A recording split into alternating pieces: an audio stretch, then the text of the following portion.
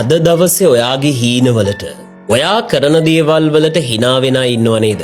ඉවසගෙන ඉන්න දවසක ඔයාට පුළුවන් වෙනවා hina වෙන්න එයාලට නෙමෙයි.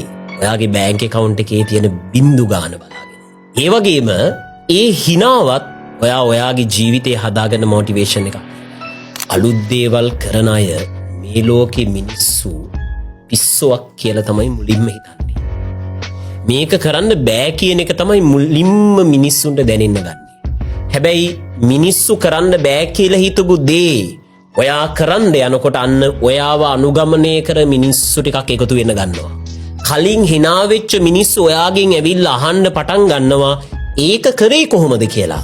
ඒ වගේම කියන්න ගන්නවා පුළුවන් නම් මටත් ඒ වගේ දෙයක් කරන්න උදව් කරන්න කියලා.